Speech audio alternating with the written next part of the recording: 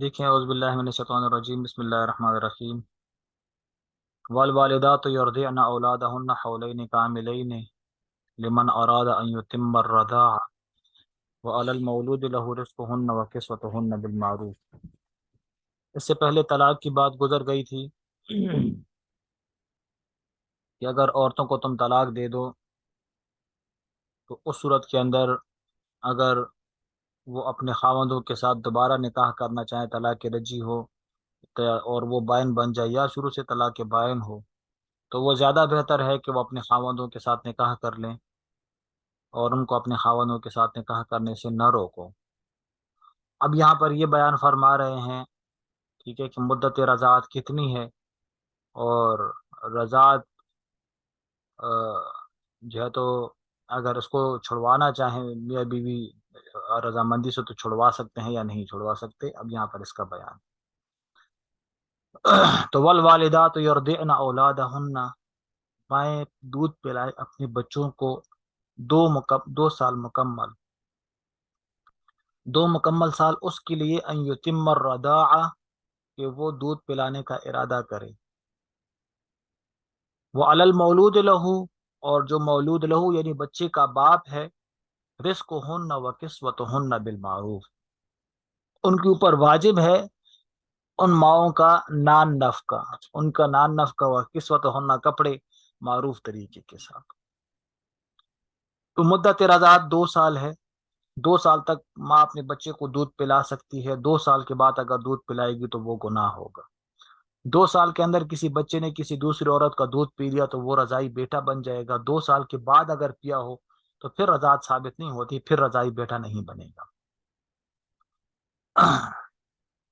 تو 2 سال تک دودھ پلا سکتی ہے، اور جو باپ ہے وہ ان کی ماں کا خرچہ اٹھائے گا، ٹھیک ہے، معروف طریقے کے ساتھ اس کے کپڑے، اس کا کھانا پینا، رہائش وغیرہ سب بندوبست اس کا باپ کرے گا۔ اور معروف طریقے کا مطلب یہ کہ باپ کو دیکھا جائے گا کہ باپ کی مالی حیثیت کتنی ہے، تو جتنی مالی حیثیت ہو اس حیثیت کے مطابق وہ جو ہے تو خرچہ اٹھائے گا۔ اگر امیر ہے تو پھر امیروں والا خرچہ دے گا، ٹھیک ہے، اور اگر غریب ہے شوہر تو پھر جتنا غریب برداشت کر سکتا ہے اتنا مطالبہ اس سے کرے گی، اس سے زیادہ نہیں کر سکتی۔ اگر اس کی تنخواہ ہی 20-25 ہزار روپے ہے، ٹھیک ہے، تو اور اس سے جو ہے تو وہ نان نفقہ اتنا مانگے کہ وہ اس سے قرض لینا پڑے، تو یہ عورت کے لیے اوپر یہ جائز نہیں ہے عورت کی، اور شوہر کے اوپر واجب بھی نہیں ہے اس طرح، ٹھیک ہے۔ معروف طریقے کا مطلب یہ ہوا کہ شوہر جتنا اس کو سپورٹ کر سکتا ہے، جتنا اس کی حیثیت ہے اتنا مانگا جائے گا، اس سے زیادہ نہیں مانگا جائے گا، کیونکہ لا تکلف نفس الا وسعها، نفس کو مکلف نہیں کیا جائے گا مگر اس کے وسعت کے مقدر۔ ولا تضار والدۃ بولدها، اور ضرر نہیں پہنچایا جائے گا والدہ کو اس کے ولد کی وجہ سے۔ بیوی ہے، ماں ہے، بیمار ہے، دودھ نہیں پلا سکتی، دودھ اس کے اندر کم ہے، شوہر اس کو بار بار جو ہے تو مجبور کر رہا ہے کہ اپنا دودھ پلاؤ، ٹھیک ہے، تاکہ باہر سے نہ لانا پڑے، پیسے نہ دینے پڑیں، تو یہ جائز نہیں ہے۔ جب وہ خود بیمار ہے، خود کمزور ہے، اور دودھ نہیں ہے اس کے اندر، تو تم اس کو بلا وجہ مجبور کرتے ہو، ٹھیک ہے، اس وجہ سے تم ضرر پہنچا رہے ہو اس عورت کو، تو یہ بھی کیا ہے تمہارے لیے جائز نہیں ہے کہ تم اس کو بلا وجہ ضرر پہنچانے لگو۔ تو ضرر نہیں پہنچایا جائے گا والدہ کو۔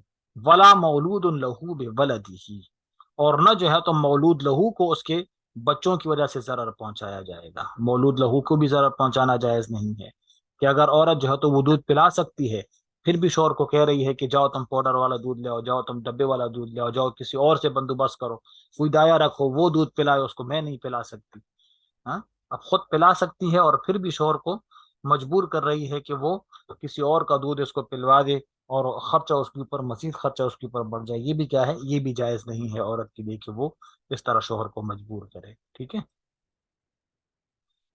وعلی الوارث مثل ذلک، وارث کے اوپر بھی اسی طرح کا خرچہ ہوگا۔ کیا مطلب؟ اگر باپ فوت ہو گیا ہے بچے کا، بچے کا باپ فوت ہو گیا، بچے کا باپ فوت ہو گیا ہے، اور تو اس کا نان نفقہ اس کے رشتہ داروں کے اوپر، رشتہ داروں میں سے جو اس کا وارث بنے گا ان کے اوپر، بھائی ہے، بہن ہے، ماں ہے، چچا ہے، چچا کے بیٹے ہیں، جو بھی اس کا وارث بنے گا تو ان کے اوپر اس کا خرچہ واجب ہوگا، ٹھیک ہے؟ جتنا وراثت کے اندر حصہ ملتا ہے اتنا خرچہ، جیسے بھائی ہے تو بھائی کو 2 حصے ملتے ہیں، بہن کو 1 حصہ، تو خرچے کے اندر بھی بھائی ڈبل خرچہ برداشت کرے گا، عورت جو ہے تو اس سے سنگل خرچہ برداشت کرے گی، ٹھیک ہے؟ مثل ذالک فإن أراد فصالا عن تراض منهما وتشاور فلا جناح علیہ، اگر دونوں ارادہ کرتے ہیں دودھ چھڑانے کا رضامندی کے ساتھ، منہما دونوں کی طرف سے رضامندی ہو، وتشاور دونوں کی طرف سے مشورہ ہو، پھر اس میں کوئی حرج نہیں ہے، دونوں آپس میں مشورہ کر لیتے ہیں میاں بیوی کہ بھائی بچہ اب جوان ہو، بچہ اب جو ہے تو صحت مند ہے، اگرچہ 10 مہینے 12 مہینے کا ہو، لیکن کہتے ہیں کہ دیکھو صحت مند ہے، لہٰذا اس کو اب دودھ پلانے کی ضرورت نہیں ہے، آہستہ آہستہ تم اس کو دوسری غذا دیا کرو تاکہ دوسری غذا کے اوپر آ جائے اور دودھ اس کو نہ پلایا کرو۔ عورت بھی کہتی ہے کہ ہاں بچہ صحت مند ہے، کیلا کھا لیتا ہے، ٹھیک ہے، روٹی چبا لیتا ہے، اب کھا سکتا ہے، تو لہٰذا چلو اس کو اب دودھ نہیں پلاتے، اس کو اب باقی کھانا پینا دے دیتے ہیں، بسکٹ دے دیتے ہیں، ڈبل روٹی دے دیتے ہیں، تو فلا جناح علیہما، شریعت بھی پھر دونوں کو مجبور نہیں کرتی کہ نہیں 2 سال تک لازم پلاؤ، 2 سال تک پلانا لازمی نہیں، آپس میں باہمی مشاورت سے اگر وہ اس طرح کر لیتے ہیں تو کوئی حرج نہیں ہے، جائز ہے۔ وَإِنْ أَرَدْتُمْ أَن تَسْتَرْضِعُوا أَوْلَادَكُمْ فَلَا جُنَاحَ عَلَيْكُمْ، اگر تم ارادہ کرو کہ تم دودھ پلاؤ اپنے بچوں کو دوسروں سے تو اس میں بھی کوئی حرج نہیں ہے۔ اذا سلمتم ما آتیتم بالمعروف، اگر تم سپرد کرو وہ جو تم لوگوں نے طے کیا معروف طریقے کے ساتھ، اس میں بھی کوئی حرج نہیں ہے۔ کیا معنی ہوا؟ معنی یہ کہ اگر میاں بیوی پہلے سے مشورہ کر لیتے ہیں، ٹھیک ہے، کہ چلو تم اس کو اپنا دودھ نہ پلانا، ایسا کرتے ہیں اس کے لیے کوئی دایا رکھ دیتے ہیں، بس وہ اس کو دودھ پلا دیا کرے گی، تم اپنی صحت کا خیال رکھو، دونوں آپس میں یہ والا مشورہ کر لیتے ہیں، تو یہ بھی کیا ہے؟ جائز ہے کہ اگر باہمی رضامندی سے اس کے اوپر مشاورت آ جاتی ہے، اس کے اوپر مشورہ بن جاتا ہے کہ بھائی اس کو تم نہ پلاؤ، اس کو کوئی اور پلا دیا کرے، تو یہ بھی جائز ہے۔ وَإِنْ أَرَدْتُمْ أَن تَسْتَرْضِعُوا، کہ تم طلب رضاعت کرو اپنے بچوں کے لیے کسی اور سے، اس میں بھی کوئی حرج نہیں ہے، بشرطے کہ تم اس دایا کو اتنے پیسے دیا کرو جتنا تم لوگوں نے مقرر کیا، اس کو کہا کہ بھائی تم اس کو دودھ پلایا کرو، ہر مہینے ہم تمہیں 5,000 روپے دیں گے، ہر مہینے ہم تمہیں 10,000 روپے دیں گے، جتنا مقرر ہوا اتنے پیسے پھر دینے پڑیں گے، ٹھیک ہے؟ واتقوا اللہ، ڈرو تم اللہ تعالیٰ سے، وعلموا، اور جان جاؤ، ان اللہ بما تعملون بصیر، کہ اللہ تعالیٰ ان کاموں کے اوپر جو تم کرتے ہو اللہ تعالیٰ کو خوب خبر ہے، اللہ تعالیٰ تمہارے معاملات، تمہارے کام، تمہارے عادات اقوال سے خوب واقف ہے۔ اب یہاں پر عدت کا بیان ہے، والذین یطوفون منکم ویذرون ازواجا، اب وہ عورتیں کہ جن کے شوہر فوت ہو جائیں، والذین یطوفون منکم ازواجا، وہ عورتیں کہ جس کے شوہر، ازواجن سے یہاں پر شوہر مراد ہوں، شوہر ان کے فوت ہو جائیں تو یتربصن بانفسہن اربعۃ اشہر و عشرہ، تو وہ انتظار کرے 4 مہینے تک، انتظار کرے 4 مہینے تک۔ تو کسی کا شوہر اگر فوت ہو جائے، پہلے تو یہ کہ اگر عدت طلاق ہو، عدت طلاق تو یہ ہے کہ اگر عورت حاملہ ہے تو اس کی عدت کتنی ہوگی؟ وضع حمل ہوگی، ٹھیک ہے؟ کہ پہلے آیات گزر گئی کہ بھئی تمہارے رحم کے اندر جو ہے تو اس کو تم نہ چھپاؤ، اگر عدت وضع حمل ہے تو وضع حمل رکھو، اور اگر حاملہ نہیں ہے تو پھر اس کی عدت کتنی ہوگی؟ اس کی عدت 3 حیض ہوگی، پہلے گزر گیا۔ لیکن اگر عورت کا خامند فوت ہو جائے تو اس کی عدت کتنی ہوگی بھلا؟ اس میں بھی یہی ہے کہ اگر وہ اس میں بھی یہی ہے کہ اگر وہ حاملہ ہے تو اس کی عدت بھی وضع حمل، اس کی عدت بھی وضع حمل ہوگی، لیکن اگر اس کا خاوند فوت ہو جائے تو پھر اس کی عدت وضع، اگر حاملہ ہو، اگر حاملہ نہیں ہے اور خاوند فوت ہو جائے تو پھر اس کی عدت وضع حمل نہیں ہوتی، اس کی عدت پھر 4 مہینے 10 دن ہوتی۔ مجھے کی بات؟ اس لیے اگر کوئی عورت ہے اس نے نکاح کر لیا، ابھی رخصتی نہیں ہوئی، شوہر فوت ہو گیا، رخصتی نہیں ہوئی، تو وہ 4 مہینے 10 دن تک سوگ منائے گی۔ لیکن نکاح ہوا، رخصتی نہیں ہوئی، شوہر نے طلاق دے دی، اس کی کوئی عدت ہے ہی نہیں، وہ دوسرے دن ہی نکاح کر سکتی ہے، طلاق کا مسئلہ ہے۔ اچھا، طلاق کے اندر اگر رخصتی نہ ہوئی ہو اور رخصتی سے پہلے پہلے طلاق دی جائے تو اس کی عدت نہیں ہے، ہاں، اس کی عدت نہیں ہے، وہ دوسرے دن ہی نکاح کر سکتی ہے، بلکہ اسی وقت کر سکتی ہے، اس مجلس میں شوہر سے طلاق لے لیا، اسی مجلس میں جو ہے تو دوسرے سے نکاح کر لیا، لیکن اگر خاوند فوت ہو گیا، اگرچہ رخصتی نہ ہوئی ہو لیکن خاوند فوت ہو گیا، تو اس کی عدت پھر 4 مہینے 10 دن ہوگی۔ اس کی عدت کتنی ہوگی؟ 4 مہینے 10 دن۔ عبداللہ بن مسعود رضی اللہ عنہ کوفہ کے گورنر تھے، تو ان کے سامنے مقدمہ پیش ہوا۔ ایک عورت آئی کہ میرا خاوند فوت ہو گیا، اس نے مہر بھی مقرر نہیں کیا تھا اور رخصتی بھی نہیں ہوئی تھی، لیکن فوت ہو گیا، لیکن نکاح ہوا تھا، رخصتی نہیں ہوئی، ٹھیک ہے۔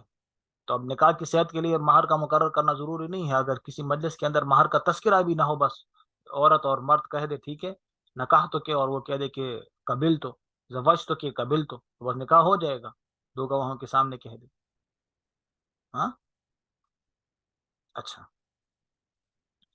اب یہ کہ اس نے کہا کہ نکاح میرا ہو گیا، رخصتی نہیں ہوئی، تو اب پہلے سوال تو یہ ہے کہ مجھے وراثت میں حصہ ملے گا کہ نہیں، کیونکہ رخصتی نہیں ہوئی۔ دوسرا سوال یہ ہے کہ مجھے مہر ملے گا کہ نہیں، کیونکہ مہر تو مقرر ہی نہیں ہوا۔ تیسرا مسئلہ یہ ہے کہ میرے اوپر عدت ہے یا نہیں۔ عبداللہ ابن مسعود رضی اللہ عنہ نے جب یہ سوال سنا تو انہوں نے کہا کہ مجھے ذرا مہلت دو، کیونکہ کوئی قرآن حدیث ہے نہیں میرے سامنے کہ میں اس سے استدلال کر سکوں، تو میں ذرا غور کروں گا کہ قرآن کے کس مسئلے سے یہ والا مسئلہ ثابت ہوتا ہے، کس آیت سے یہ مسئلہ ثابت ہوتا ہے، حدیث کو میں دیکھوں گا۔ ہاں، تو اس وقت پھر جب انہوں نے انتظار کیا، انتظار کے بعد جب آئے تو انہوں نے کہا کہ مجھے قرآن حدیث سے کوئی واضح حکم نہیں ملا، صراحت کے ساتھ کوئی حکم نہیں ملا، لیکن میں اپنے اجتہاد کے ساتھ یہ مسئلہ حل کرتا ہوں، اور میرا اجتہاد یہ ہے کہ عورت عدت بھی گزارے گی، اور عدت اس کی 4 مہینے 10 دن ہوگی، کیونکہ اللہ تعالیٰ نے فرمایا کہ عورتوں کا شوہر فوت ہو جائے تو وہ 4 مہینے 10 دن عدت گزارے، تو بس یہ عدت گزارے 4 مہینے 10 دن۔ دوسرا یہ کہ چونکہ یہ اس کی بیوی تھی، اگرچہ رخصتی نہیں ہوئی لیکن بیوی تو تھی اس کی، تو لہٰذا اس کو وراثت میں سے بھی حصہ ملے گا۔ اور تیسرا، اس نے مہر مقرر نہیں کیا تو اس کو مہر مثل ملے گا، اس کو مہر مثل ملے گا۔ سمجھا گئی بات؟ تو جب یہ والا مسئلہ انہوں نے حل کر دیا تھا، تو مہر مثل کا مطلب یہ ہوتا ہے کہ جب عورت کو طلاق ہو، عورت کا مہر مقرر نہ ہو نا عدت اس کے اندر، نکاح کے اندر، تو پھر اس کو مہر مثل دیا جاتا ہے۔ مطلب یہ کہ اس کے جو اس کی جو ہم عمر لڑکیاں ہیں جو اس کے خاندان میں سے، ان کے لیے جتنا مہر مقرر کیا گیا ہو، ٹھیک ہے، اس کی خالہ ذات، پھپھی ذات، ماموں ذات، چچا ذات، ان کے لیے جتنا مہر مقرر کیا گیا ہو تو وہ مہر پھر اس کے لیے بھی مقرر ہوگا، ٹھیک ہے۔ یہ معنی ہے مہر مثل کا۔ تو وہاں پر ایک صحابی موجود ہے، حضرت معقل رضی اللہ تعالیٰ عنہ، انہوں نے کہا کہ اللہ کے رسول کے سامنے ہمارے قبیلے کی عورت کا یہی مسئلہ آیا تھا، اور اس کا خاوند بھی رخصتی سے پہلے فوت ہو گیا تھا، اور انہوں نے یہی جواب دیا تھا۔ تو عبداللہ بن مسعود عنہ کو کافی خوشی ہوئی کہ چلو شکر ہے کہ میرے جو مسائل حل کیے تو وہ قرآن حدیث کے مطابق ہو گئے، اللہ کے رسول کی حدیث بھی اس کے اوپر مل گئی، ٹھیک ہے۔ تو ان کو خوشی ہوئی، اور عبداللہ بن مسعود عنہ تو اس کو اس امت کا بڑا فقیہ کہا جاتا ہے، ٹھیک ہے، کیونکہ اللہ کے رسول نے ان کے لیے دعا دی کہ جس کے اوپر تم راضی ہو گئے عبداللہ ابن مسعود، تو اس کے اوپر میں راضی ہوں، جس کے اوپر عبداللہ ابن مسعود ناراض، اس کے اوپر میں ناراض، ٹھیک ہے۔ یعنی جس مسئلے پہ یہ راضی ہو تو اس مسئلے پہ میں راضی، جس کو یہ ناپسند کرے اس کو میں بھی ناپسند کرتا ہوں۔ تو یہ اللہ کے رسول نے حضرت عبداللہ ابن مسعود رضی اللہ عنہ کو یہ دعا دی تھی، اور عبداللہ ابن مسعود رضی اللہ عنہ کے شاگرد بنے تھے ابراہیم نخعی رحمہ اللہ، جو اس وقت کے بڑے فقہاء میں سے تھے، اور پھر ابراہیم نخعی رحمہ اللہ کے شاگرد بنے امام ابو حنیفہ رحمہ اللہ۔ سمجھا گئی بات؟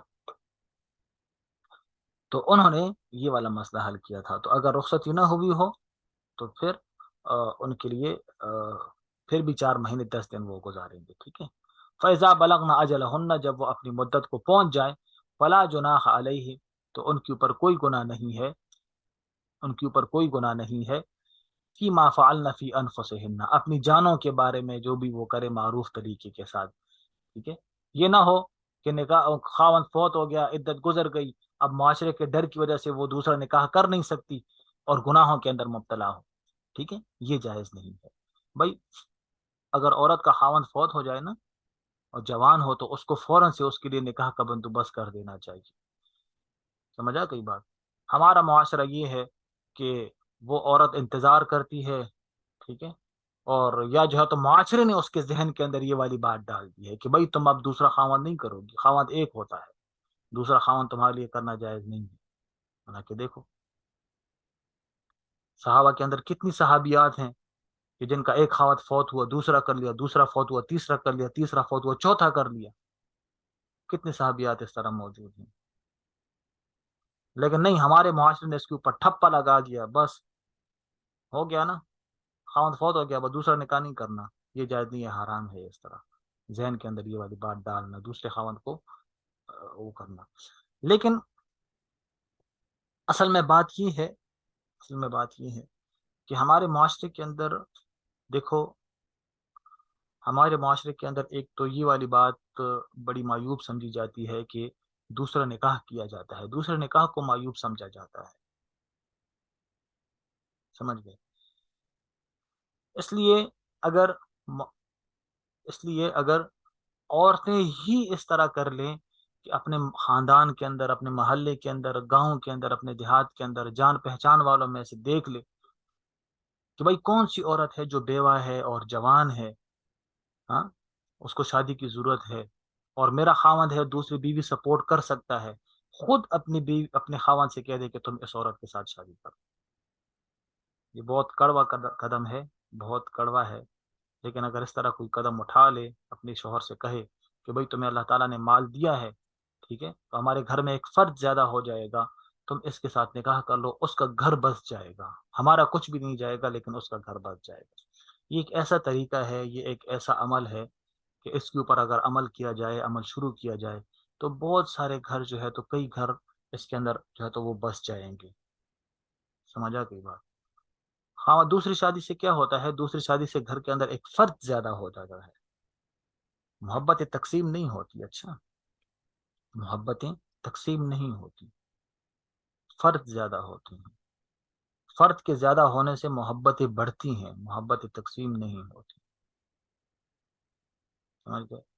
تو اس لیے اپنے آپ لوگوں کی جاننے والے جو بھی ہیں ان کے اندر ترغیب دی جائے، ان کو سمجھایا جائے کہ بھائی دوسری شادی اللہ کا حکم ہے، اس سے کچھ ہوتا نہیں ہے، ٹھیک ہے۔ ہندوؤں نے ہمارے ذہنوں کے اندر یہ والی بات ڈال دی ہے کہ اگر شوہر نے دوسری شادی کر لی ہے تو بس وہ جو ہے تو یہ اس کے لیے گناہ کبیرہ ہوگا،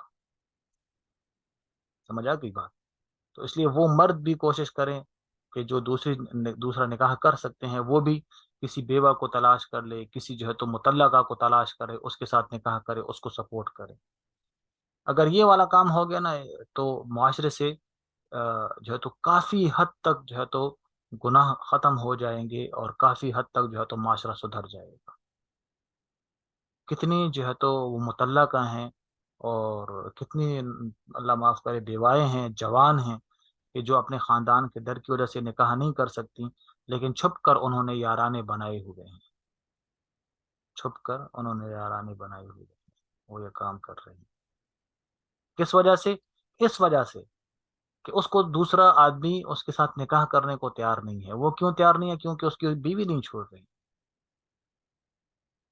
اب وہی خاوند اس عورت کے ساتھ اکیلے میں تنہائی میں رات کو جا کر گھنٹہ 2 گھنٹے گزار کے آتا ہے، وہ خیر ہے، لیکن وہی خاوند اگر اس کو نکاح کر کے لے آئے تو وہ خیر نہیں ہے، وہ گناہ ہے، سمجھا بھی؟ تو اصل معاشرہ عورتوں نے خود ہی خراب کیا ہوا ہے، سمجھ گئے؟ جو معاشرے کے اندر جتنے گناہ ہو رہے ہیں تو اس میں عورتوں کا بھی بڑا ہاتھ ہے، سمجھا کوئی بات؟ کیونکہ یہ عورت مرد کو وہ رائٹ دینے کے لیے تیار نہیں ہے جو رائٹ اس کو اللہ تعالیٰ نے دیا ہے، وہ رائٹ دینے کے لیے تیار نہیں ہے، سمجھ گئے؟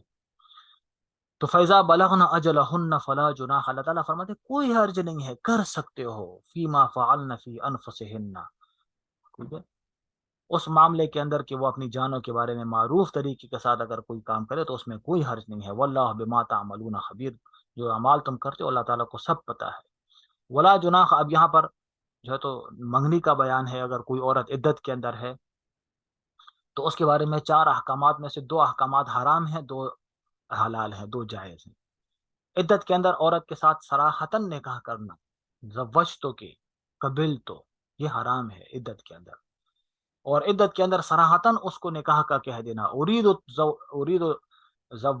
ان اتزوجک، میں چاہتا ہوں کہ میں تم سے نکاح کروں، صراحتاً اس کو کہہ دینا، ارید ان اتزوجک، تو یہ بھی کیا ہے؟ حرام ہے، یہ بھی جائز نہیں. ٹھیک ہے. دل کے اندر خفیہ رکھنا کہ بھائی میں اس کے ساتھ نکاح کروں گا، اس کی عدت جیسی پوری ہو جائے گی میں اس کے ساتھ نکاح کروں گا، یہ جائز ہے. یا اس کو اشارتاً کنایتاً کہہ دینا کہ بھائی تمہارے ساتھ تم نے شوہر کی بہت خدمت کی، تمہاری جیسی بیوی بہت لکی آدمیوں کو ملتی ہے، میرا بھی ارادہ ہے، میں بھی جو ہے تو دوسری شادی کا ارادہ رکھتا ہوں، اللہ کرے مجھے بھی تمہاری طرح نیک صورت نیک سیرت بیوی مل جائے. دل کے اندر اس طرح رکھنا یا اس کو اس طرح اشارتاً کنایتاً کہہ دینا، ہاں، یہ جائز ہے. سمجھ گئے؟ دیکھو، ولا جناح علیکم فیما عرضتم به من خطبۃ النساء، اور کوئی حرج نہیں ہے تم لوگوں کے اوپر فیما اس کے اندر کہ تم پیش کرو من خطبۃ النساء عورتوں کو منگنی کا پیغام. ٹھیک ہے. او عرض او اکنن تم فی انفسکم، یا تم دل کے اندر رکھ لو. علم اللہ، اللہ تعالیٰ جانتا ہے انکم ستذکرونہن کہ تم لوگ ان کے ساتھ یہ ذکر کرو گے. ولکن لا تواعدوہن سرا، لیکن تم ان کے ساتھ وعدہ نہ کرو چھپ کر. الا ان تقولوا قولا معروفا، مگر بھلی بات کرو ان کو. سمجھ گئے؟ تو یہ کیا ہے؟ ان کو بھلی بات بتانا، مطلب وہی اشارتاً کنایتاً کہنا، یہ جائز ہے. ولا تعزموا عقدۃ النکاح حتی یبلغ الکتاب اجلہ، اور تم لوگ ان کے ساتھ نکاح کے اوپر عزم بھی نہ کرو یہاں تک کہ کتاب مدت کو پہنچ جائے. انتظار کے نام میں، یہاں تک کہ کتاب مدت کو پہنچ جائے. کیا مطلب؟ کہ وہ مدت ختم ہو جائے. وَاعْلَمُوا، اور جان جاؤ تم، ان اللہ بشک اللہ تعالیٰ جانتا ہے ما فی انفسکم، وہ جو تمہارے دلوں کے اندر ہے. فاحذروہ، تم اس سے بچو.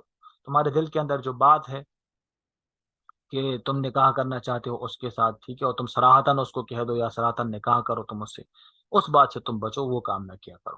وَاعْلَمُوا، اور جان جاؤ تم، ان اللہ غفور حلیم، کہ بے شک اللہ تعالیٰ مغفرت کرنے والے بردبار ہیں. ٹھیک ہے، چلو یہاں تک بس کرتے ہیں. ہاں، باقی انشاءاللہ کل پڑھتے ہیں. ٹھیک ہے، السلام علیکم.